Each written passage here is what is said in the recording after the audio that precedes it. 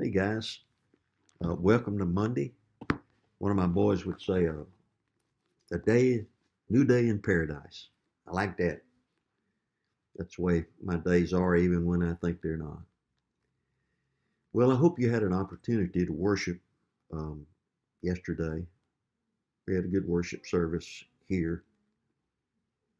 If you weren't with us, I really want to recommend you go to our Facebook to our media and find yesterday's worship and listen to the sermon.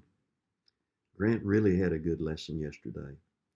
And Gail and I talked about it after I got home, and we both agreed that anybody could use it. Everybody needed it. I think that's why it hit us so well. We want to share it with other people. So if you didn't listen to it, do yourself a favor and go back and take a few minutes and just sit and listen. What I've decided to do for my devotionals is to go to the book of Philippians. It's my favorite book. Uh, I don't deny it. It's my favorite study. It's been months now since I've been in it. And if you're looking for a place to go to Philippians, and we'll start kind of reading it together and thinking about some ways to look at it that might encourage us or affect our lives. Well, when you open Philippians, you'll see that it has 4 chapters,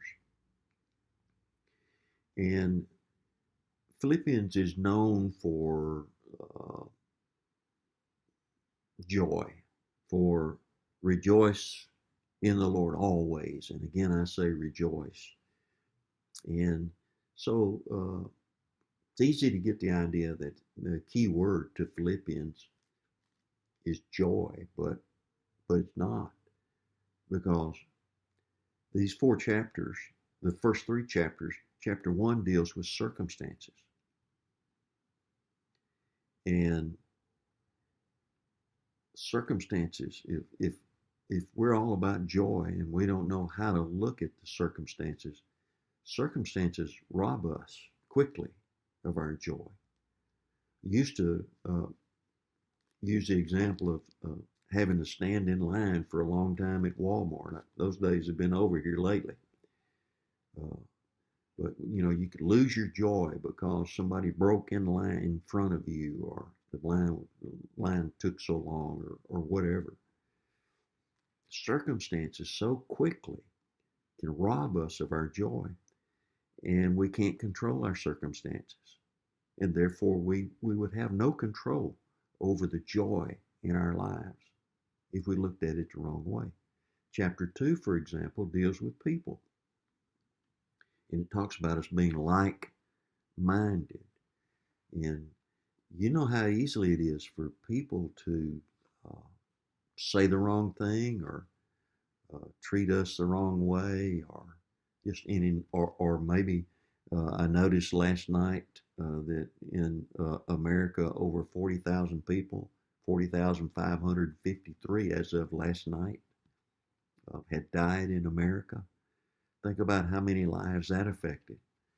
Think about the people who were affected by all of that.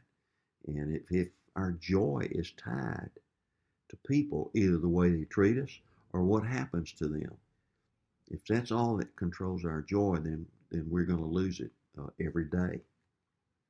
Chapter 3 seems to deal with things. That word is found, I don't remember now, but it's found, let me, let me check, maybe, yeah, I wrote it down in margins 11 times. And so um, think about things. Think about how our joy is tied to um, the things we want, or our joy is tied to what happens to the things that we have. Or we'd look at somebody and they had something, and it made us want something like that too.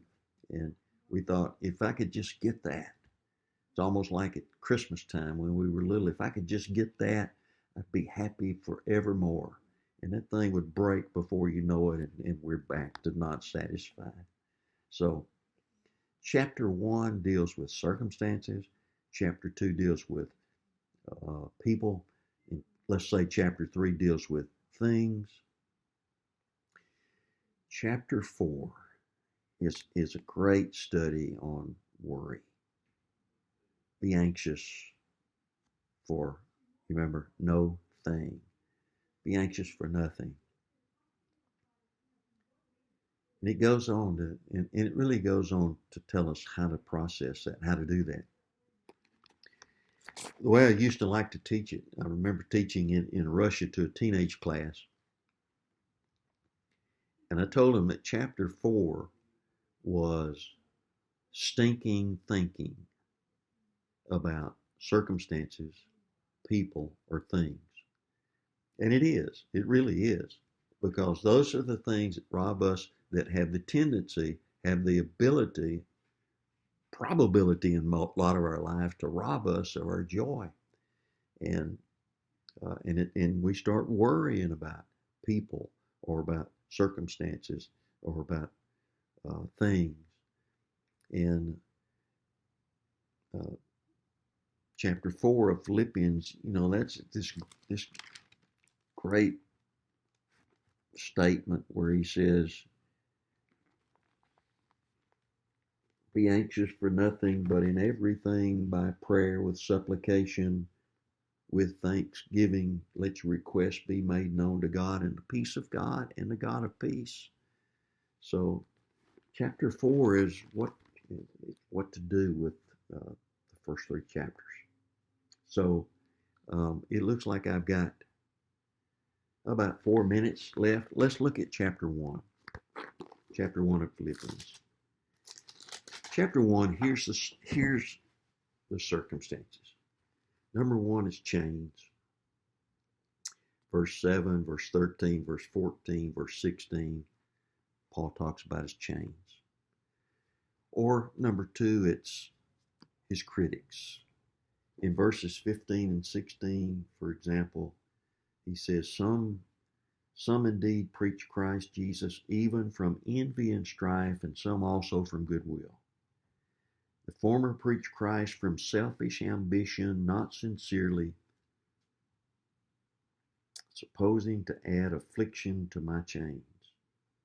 But the latter out of love, knowing that I'm appointed for the defense of the gospel.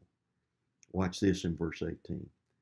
What then? Only that in every way, whether in pretense or in truth, Christ is preached, and in this I rejoice, yes, and will rejoice. Look at his attitude toward his circumstances, whether it's his chains.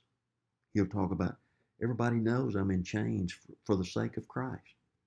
Or critics, people maybe lying about him and trying to get him into trouble and trying to cause him more pain and hurt. And Paul says, and he cared about that, but he said, there's something else I'm thinking about. And there's a different way that I'm looking at it. And he says, as long as Christ is being preached, the more the merrier. He didn't let that rob him of his joy. And as far as the things in his life, he was those things didn't bother him. Whether he was going to live or die, it was a crisis, I guess you could say. That he was still joyous at the end of the letter. After he's gone through all of that, that's where he says, "Rejoice in the Lord always." And again, I say rejoice.